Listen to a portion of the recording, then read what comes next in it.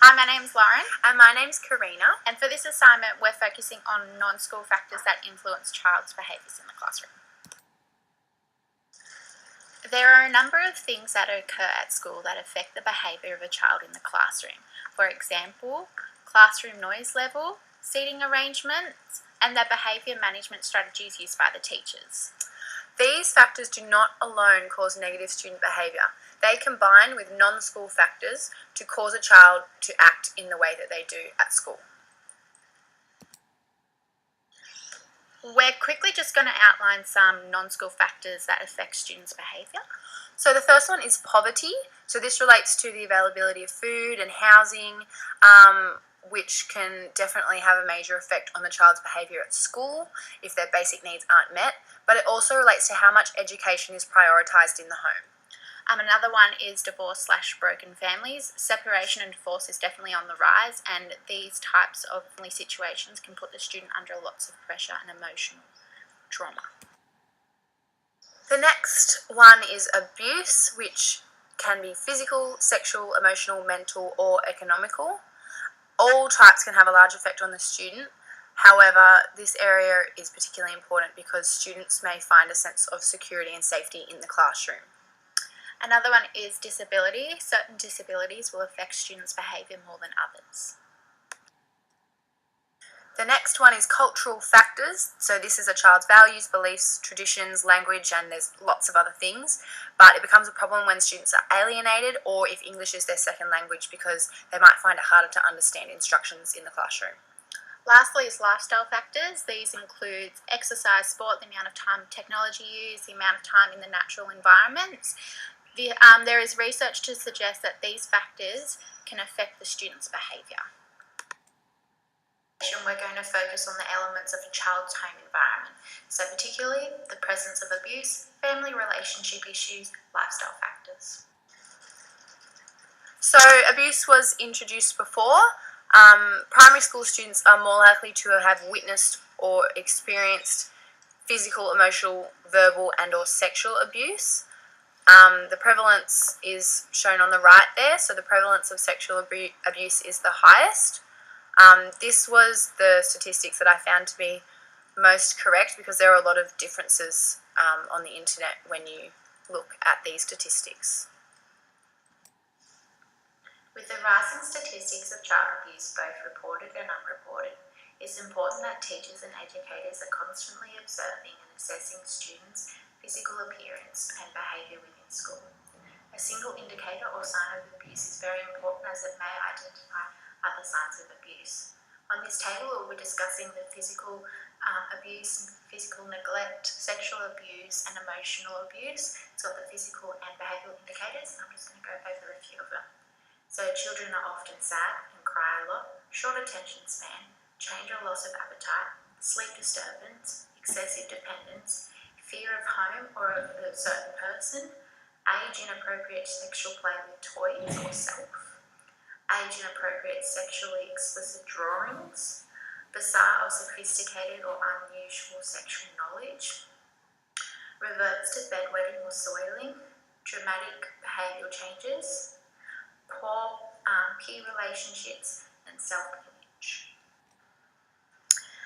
So I retrieved this information from the Early Childhood Program, Intervention and Treatment of Child Abuse and Neglect. Strategies to help abused students. The South Eastern CASA, so the Centre Against Sexual Assault and Family Violence, provides teachers with articles, resources and strategies to help students who have been abused. The website discusses the importance of teachers creating and maintaining a supportive classroom environment. This should allow students to feel safe, respected, secure and comfortable to discuss their concerns.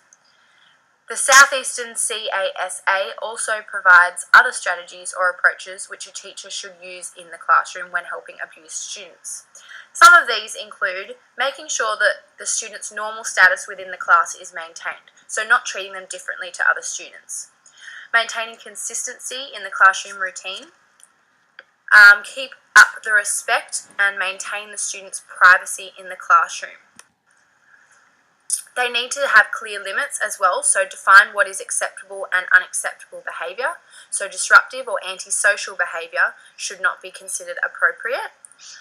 Look for opportunities to incorporate specific self-esteem activities and positive learning strategies into the daily program. Give students information or feedback about themselves to assist in their positive development. Respect their personal space and also model an appropriate child-adult relationship. Next, we're going to discuss lifestyle factors. So, the concept that lifestyle factors could influence a child's behaviour is still not widely accepted today. However, there's a lot of research that has taken place and is currently taking place that supports this idea. And we're particularly going to be focusing on behavioural disorders. Some of the factors could include a child's diet, time spent using technology, the amount of exercise undertaken, and the time spent in natural environments. We have particularly included information on the influence of a child's diet on their behaviour. Behavioural disorders like ADHD, ODD, anxiety, depression can make it difficult for a classroom to manage. There is evidence to suggest that these behavioural disorders can be influenced by lifestyle factors. ADHD, ODD, and depression and anxiety have all been linked to diet. While diet is controlled by the parent, teachers do have some control over how they manage the child's behaviour when they're at school. ADHD and ODD. Attention Deficit Hyperactive Disorder is a medical condition where children have trouble thinking, focusing, sitting still, and controlling their behaviours as well as other children in their age. 11.2% of children and adolescents suffer from ADHD in Australia. ODD involves constant disobedience, hostility, anger, predominantly towards authority figures. The amount of sufferers in Australia is through the range between 2 and 16%. Children's behaviour can be affected by food additives, natural chemicals, and some whole foods. Every child will react differently. Studies undertaken in Canada revealed a direct link between artificial colouring and benzoate preservatives causing hyperactive behaviour in children. Therefore, children with ADHD are best when on a natural diet of fresh fruit and vegetables. Below are some preservatives and colours that should be avoided by ADHD children because they can cause the hyperactivity to increase. Teachers who have children in their class who experience learning disorders like ADHD or ODD need to be specific in their approach to classroom management. They do not have a lifetime of knowledge and experience unlike the parents, so they need to work with what they're given in a short period of time. There are a number of strategies that can be employed to assist in management of these children. Planning. Take some time to learn about the condition. This will allow you to plan a strategy and methods. As a result, stress levels will be lowered when reaching difficult children. Positive time versus negative time. You will have an ADHD or ODD or child with a behavioural disorder mixed in with possibly 25 other children in the classroom. Your time will be limited with each child. You need to use the time wisely that you have with the affected child. Instead of spending the time battling with the misbehaviour, use your pre-planned strategies and understanding to make the year better for both of you. Knowing your child's interests and skills and strengths is very important when teaching with these students, because then you can create tasks and activities based on these areas which then they'll be interested in completing. Another important thing would be to identify what triggers their outbursts so that you can avoid them. This will take time, but eventually you'll be able to see when they're getting frustrated or fidgety and then be able to offer them things like a job, change the activity, assist them with their work, or when the incidents occur, work through it at a later time. Listen to the student's point of view, share yours, and then come up with a plan for next time. It's important that teachers are organised when teaching students with disabilities. You need to make sure that your instructions are clear and that the students know and understand what they're going to be doing. This will just help them to feel more comfortable with the task at hand.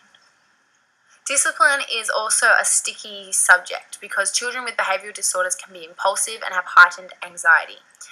Once again, make sure the child is aware of expectations before disciplining them. Children with behavioural disorders can act out on the spur of the moment and not understand that they've done anything wrong. Setting up a behaviour management plan involving a reward system is also quite negative because it can lead the child to fail often. You want to encourage them rather than discourage them, so offer small, positive verbal reinforcement instead. Next, we're just going to be talking about family. According to the Australian Bureau of Statistics, they defined a family as a group or two or more people that are related by blood, marriage, adoption, step or fostering, who usually live together in the same household. This includes newlyweds without children, gay parents, couples with dependents, single mums or dads with children, siblings living together, and many other variations. There are 3 types of families outlined under the Australian Institution of Families. You can have couple families, which are based around a couple relationship between 2 people, married or in a de facto. Families are the main support unit for children where they develop values, ethics and abilities to deal with life issues. In today's society, children are exposed to stressful and out of their control situations that affect their behaviour and emotional status. So what children are exposed to are family separations and divorce, multiple homes and living arrangements, legal restrictions, single parenting, mixed or blended families, new families, blocked communication to parents, domestic violence, exposure to drug and alcohol abuse, the effects of parents' financial issues, the parents placing their needs above the child, less family interaction, the parents using the child as pawns against another. In 2014, there were 46,498 divorces granted in Australia. The percentage of these that involved children, which you can see in the middle section of the graph, was 47%. The children who are affected by divorce will keep accumulating each year as thousands and thousands of people are getting divorced. This could result in your classroom potentially having 50% or more of the children coming from divorced parents.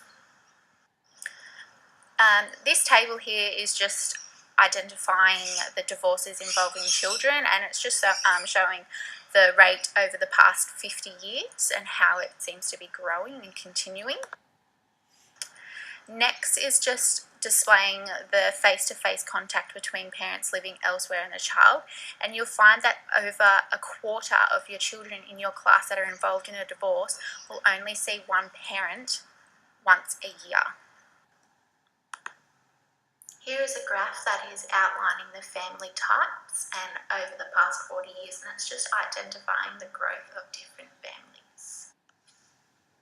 Divorce, separation and changing family dynamic can influence and change a child's emotions and perception of family and friends. It's important that teachers remember that every child is different and their emotions they may experience and feel are different, but some common emotions may be a sense of loss, feeling different and with unfamiliar families, fearful about being left alone, anger at both one or both parents, worried about the cause of separation, so that's the emotion of guilt. They may feel rejected and insecure, torn between both parents, unwanted and replaced. Dr. Sylvan Schaefer and Marcy Schaefer are both psychologists. They work the impact of divorce on the child in the classroom, and it's an article that discusses the negative impacts that divorce can have on students. These include preventing the child from completing assessments and homework, lapses in the child's concentration, the child may exclude themselves or withdraw from their classmates, poor academic performance, changes in their personality and their character, and also poor attendance. With the high rates of separation and divorce, it's inevitable that a teacher will come across a student struggling with these issues. Teachers need to have available and be exposed to information, strategies and approaches to support students during these hard times. Teach Technology is a teacher webpage that provides research and effective information for teachers. One of their articles available is helping students going through divorce, which explains an effective approach on how teachers can positively impact and support a child during the stress of separation. Firstly, it discusses how it's important that teachers need to create supportive and safe environments and relationships with the students. The students will feel safe and that the information that they will share is private. Teachers also need to discuss opportunities, so they need to provide students with opportunities where they can share their feelings. Words of encouragement, so encourage the students to share their feelings and let them know that it is going to be private and that's caring and it's acceptable views and their thoughts. Next is communicate with the parents. It's important that the teachers communicate with both parents and keep them in the loop about the students' emotional and educational progress. They also need to maintain structure and routine, especially with children that are going through divorce. The child is going through an emotional roller coaster, so therefore it's important that the teacher provides the child with some structure and stability, ensuring their schedules are followed and the class is disciplined and maintained at all time. And lastly, it's important that they keep a boundary. Divorce is very hard for students to deal with, so set limits for them and make sure that they don't misbehave